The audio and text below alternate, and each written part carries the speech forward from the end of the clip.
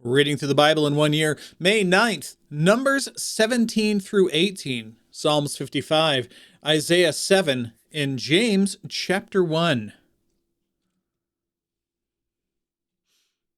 Then the Lord spoke to Moses, saying, "Speak to the sons of Israel, and get from them a rod for each father's household, 12 rods, from all their leaders, according to their fathers' households. And you shall write each name on his rod.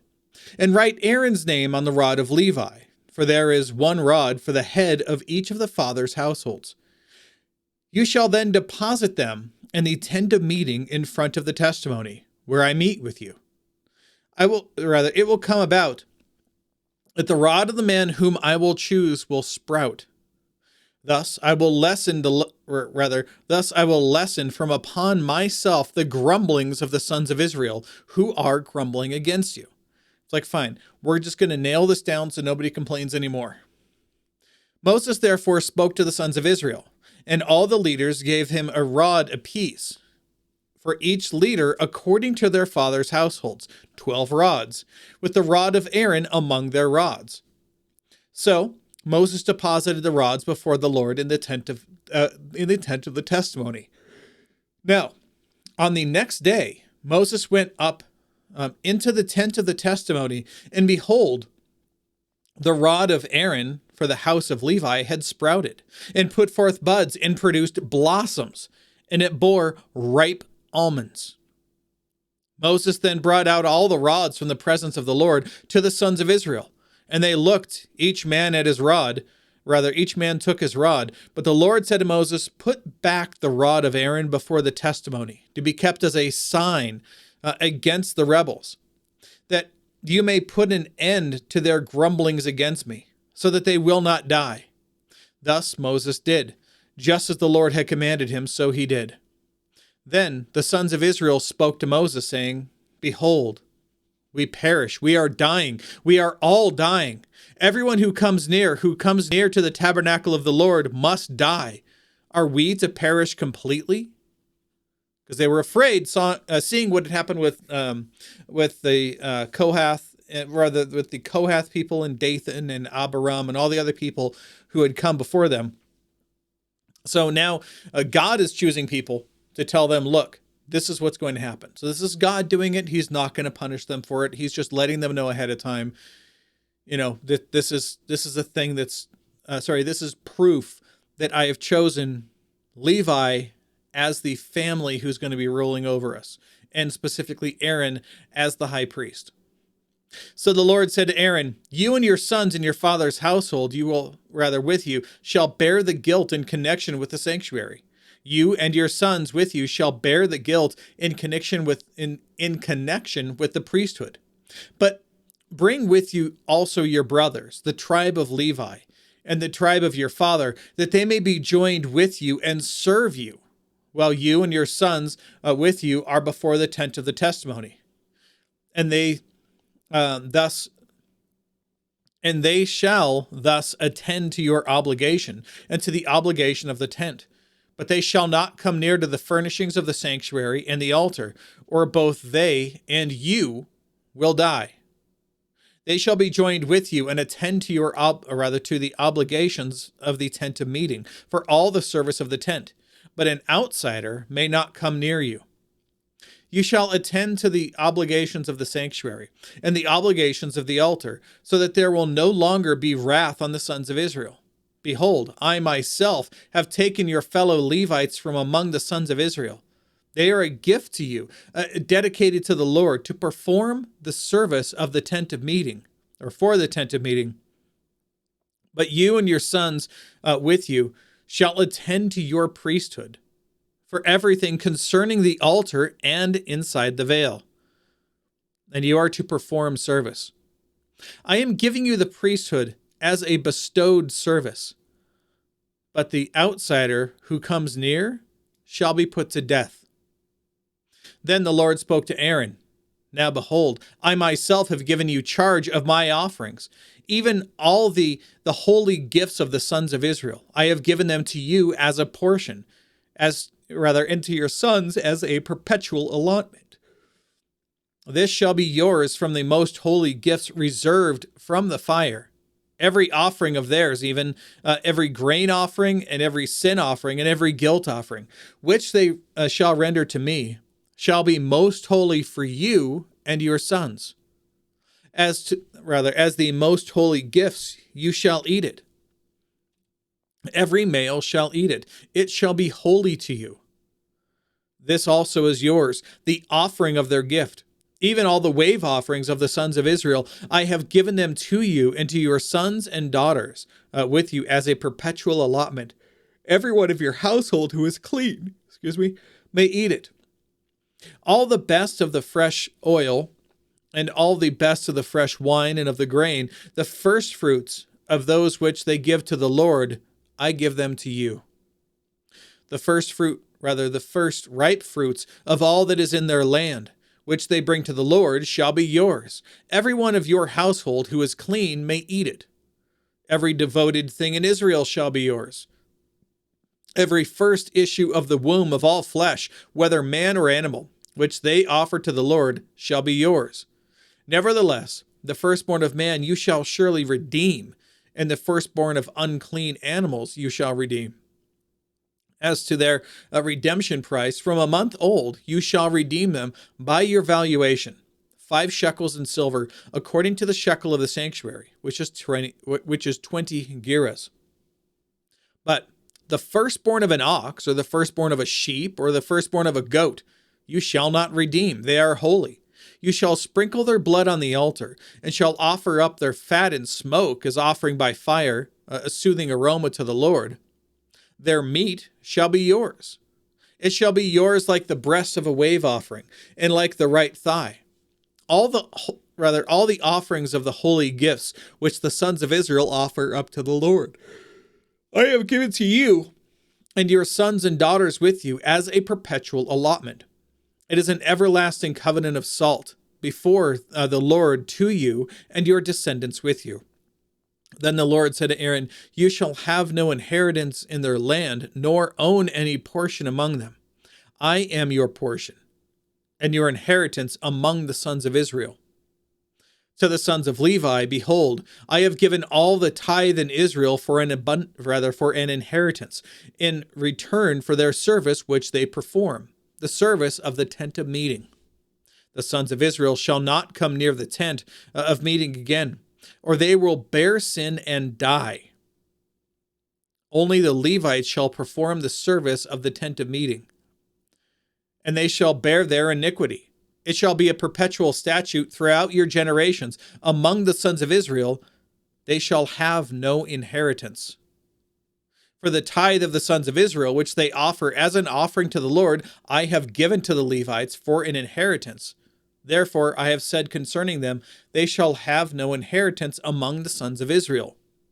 Then the Lord spoke to Moses, saying, Moreover, you shall speak to the Levites and say to them, when you take from the sons of Israel the tithe which I have given you from them for your inheritance, then you shall present an offering from it to the Lord, a tithe of the tithe.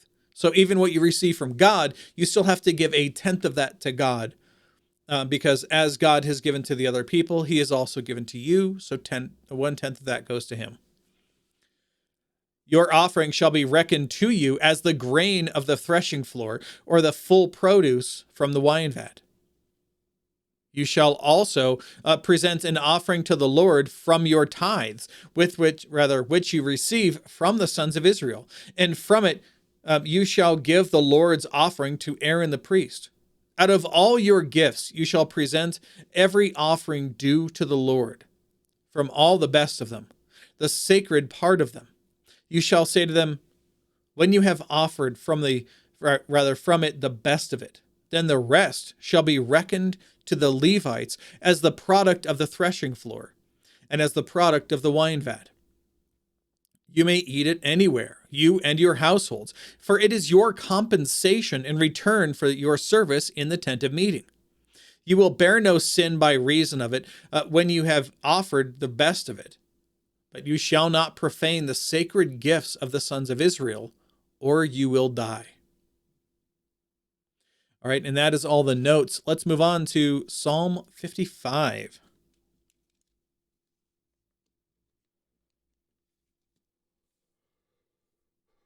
Give ear to my prayer, O God, and do not hide yourself from my supplication. Give heed to me and answer me. I am restless in my complaint. I am surely distracted. Because of the voice of the enemy, because of the pressure of the wicked, for they bring down trouble upon me, and in anger they bear a grudge against me. My heart is in anguish within me, and the terrors of death have fallen upon me. Fear and trembling come upon me, and horror has overwhelmed me. I said, "Oh, that I had wings like a dove! I would fly away and be at rest. Behold, I would wander away, and I would lodge in the wilderness. I would hasten to my place of refuge from the stormy wind and tempest. Confuse, O Lord, divide their tongues, for I have seen violence and strife in the city. Night and day they go around her, upon her walls. And iniquity and mischief are in her midst. Destruction is in her midst. Oppression and deceit do not depart from her streets. For it is not an enemy who reproaches me. Then I could bear it. Nor is it one who hates me, who has exalted himself against me. Then I could hide myself from him. But it is you, a man, my equal, my companion, and my familiar friend. He's not saying you as in God. He's talking about someone else who was a close friend of his who has now turned against him. We who had sweet fellowship together walked in the house of God in the throng. Let death come deceitfully upon them. Let them go down alive to Sheol. For evil is in their dwelling, in their midst. As for me, I shall call upon God, and the Lord will save me. Evening and morning and at noon I will complain and murmur, and he will hear my voice. He will redeem my soul in peace from the battle which is against me. For there are many who strive with me, and God will hear, and God will answer them, even the one who sits enthroned from of old, with whom there is no change, and who do not fear God. He has put forth his hands against those who are at peace with him. He has violated his covenant. His speech was smoother than butter, but his heart was war. His words were softer than oil, yet they were drawn swords. Cast your burden upon the Lord, and he will sustain you. He will never allow the righteous to be shaken, but you, O God, will bring them down to the pit of destruction. Men of bloodshed and deceit will not live out half their days, but I will trust in you. Let's go on to Isaiah chapter 7. Make sure we have all the notes up here. And we do.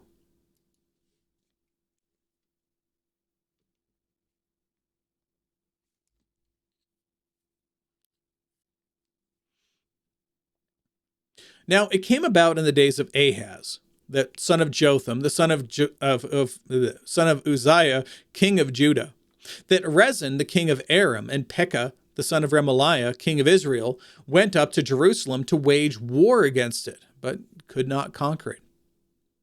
When it was reported to the house of David, saying, "The Arameans have camped in Ephraim," his heart and the hearts of his people shook as the trees of the forest shake with the wind. Then the Lord said to Isaiah, "Go out to meet Ahaz, you and your son, Shear-Jashub, at the end of the conduit of the upper pool, on the highway to the fuller's field, and say to him, take care and be calm. Have no fear, and do not be faint-hearted because of these two stubs of smoldering firebrands, on account of the fierce anger of Rezin and Aram, the son of Remaliah. Because Aram, with Ephraim, and the son of Remaliah have planned evil against you, saying, let us go up against Judah and terrorize it, and make for ourselves a breach in its walls, and set up the son of Tabeel as king in the midst of it. Thus says the Lord God, it shall not stand, nor shall it come to pass.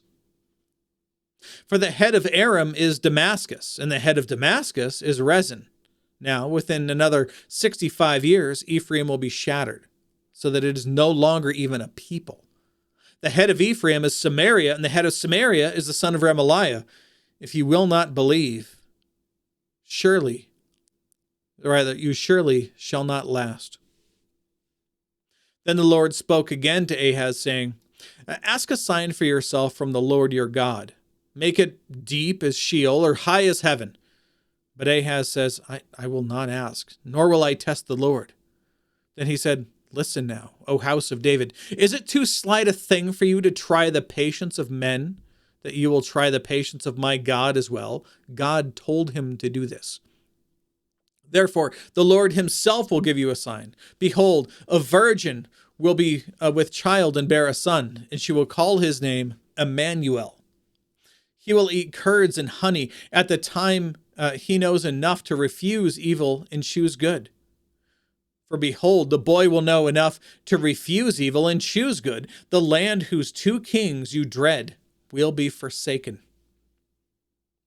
The Lord will bring upon you, will bring on you, on your people, and on your father's house, such days as have never come since the day of Ephraim, or rather the day that Ephraim was separated from Judah, the king of Assyria. In that day the Lord will whistle for the fly that is in the remotest parts of the rivers of Egypt, and for the bee that is in the land of Assyria. And they will all come and settle on the steep ravines, on the ledges of the cliffs, and on the thorn bushes, and on all the watering places. In that day the Lord will shave with a razor, hired from regions beyond the Euphrates, that is, with the king of Assyria. The head and the hair of the legs, and it will also remove the beard. Now, in that day, a man may keep alive a heifer and a pair of sheep. Because of the abundance of the milk produced, he will eat curds. For everyone that is left within the land will eat curds and honey. And it will come about in that day that every place where there used to be 1,000 vines, valued at 1,000 shekels of silver, it will become briars and thorns. People will come there with bows and arrows, because all the land will be briars and thorns. As for all the hills which used to be cultivated with a hoe, you will not go there for fear of briars and thorns, but they will become a place for pasturing oxen and for sheep to trample. All right, let's move on to James chapter 1.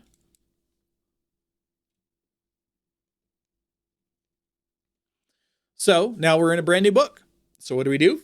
We read the introduction. Again, the introduction from the English Standard Version, because my copy of the of the NASB does not have an introduction for each of these chapters. So here we go. Sometimes called the Proverbs of the New Testament, the book of James practically and faithfully reminds Christians how to live. From perseverance to true faith to controlling one's tongue, submitting to God's will, and having patience. This book aids readers in living authentically and wisely for Christ. Many have claimed that James and the Apostle Paul differed on the question of faith versus works, but in reality, we're going to get into that, the spiritual fruit that James talks about simply demonstrates the true faith of which Paul wrote. Their writings are complementary rather than contradictory.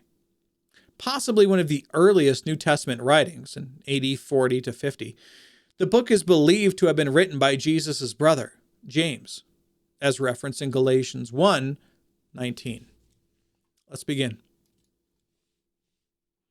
James, bondservant or slave of God and of the Lord Jesus Christ, to the 12 tribes who are dispersed abroad. Greetings. Consider it all joy, my brethren, when you encounter various trials, knowing that the testing of your faith produces endurance.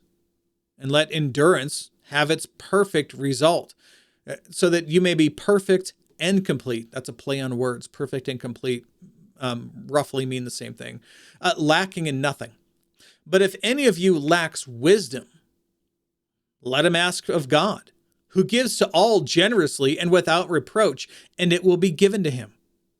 But he must ask in faith, without any doubting, for the one who doubts is like the surf of the sea, driven and tossed by the wind. For that man ought not to expect that he will receive anything from the Lord, being a double-minded man, unstable in all his ways.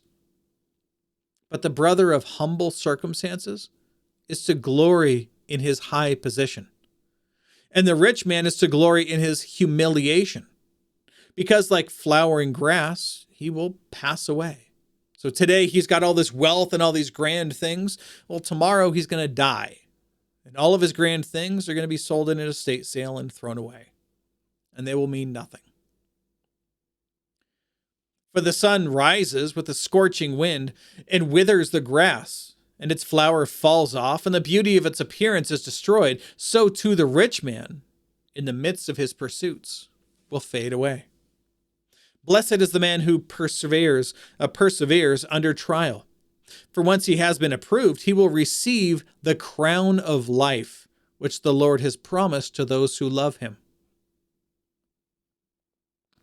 Let no one say when he is tempted, I'm being tempted by God. For God cannot be tempted by evil, and he himself does not tempt anyone. But each one is tempted when he is carried away and enticed by his own lust. So our temptations come, obviously, from the devil. The devil's trying to tempt us to sin all the time, but also from our own broken and, what's a good way to put this? Misaligned priorities. When we decide that we want to do something that pleases ourselves instead of that which pleases God, that is sin. Well, how does the temptation to do that come? Well, it comes from within our own heart. It's not like the devil is standing outside your door every single day waiting for you to think something and you're trying to insert all of these things inside your head to make you sin. No, a lot of that is your own heart. Even as a Christian, you continue to fight against these things. That's why our lives are marked with repentance, not perfection. We only receive perfection when we pass through that veil of death and shuffle off this mortal coil that we have now that is bound in sin. Until then, we continue to wrestle against it. But we cannot blame God for our temptations. He allows them to take place, sure, but he doesn't cause them to happen. They happen naturally. Thus, when lust has conceived, when the desire of our heart has finally borne its fruit within us, it gives birth to sin. That's the fruit of that lust, that desire within ourselves. Not only just lust for sin, rather for sexual sin, but also lust for self-gratification. And when sin is accomplished, it brings forth death.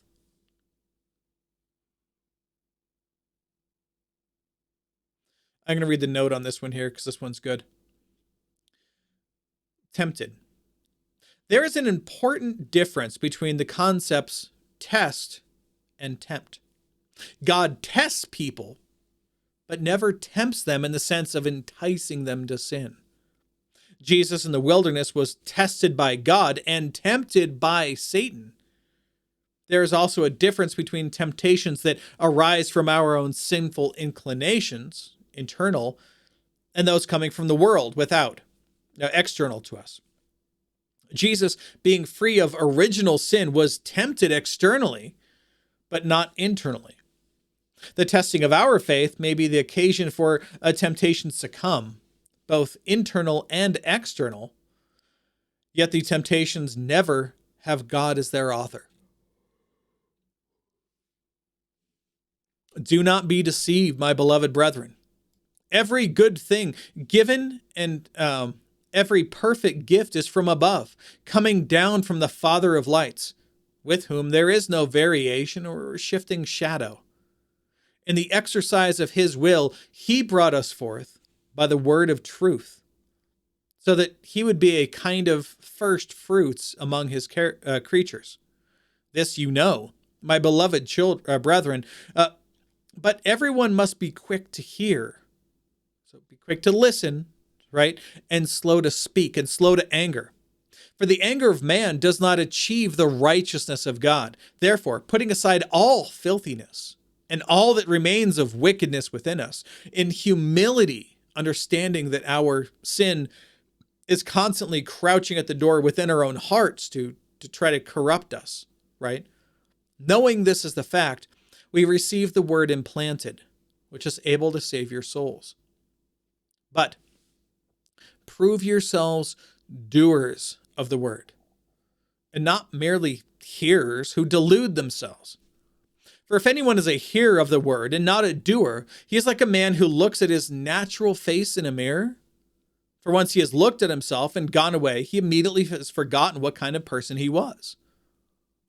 This is when you have that realization that what you've just done is a violation of the commands of God, and you realize that you are sinning against God right now, and it's terrible, and your heart is broken over it, and you want to redeem yourself in the sight of God, and you recognize that you have violated his commands. And 2 seconds later, you completely forget about it because something else is more important or something shiny caught your eye. That's what he's saying. But the one who looks intently at the perfect law, the law of liberty, and abides by it, not having become a forgetful hearer, but an effectual doer, this man will be blessed in what he does. If anyone thinks himself to be religious and yet does not bridle his tongue, but deceives his own heart, this man's religion, again, religion being the outward expression of our of the theology we have about God and what we believe about God to be true, it is worthless. Pure and undefiled religion in the sight of our God, and the Father, is this: to visit orphans and widows in their distress, and to keep oneself unstained by the world. Now, it's not just visiting orphans and widows. What he means is taking care of those who have a need, be it within your church body or elsewhere. But typically, you want to start within your church body first. All right, let me make sure you get all of the notes here. All right, there we go. And we will be back tomorrow. Behold, the word of the Lord.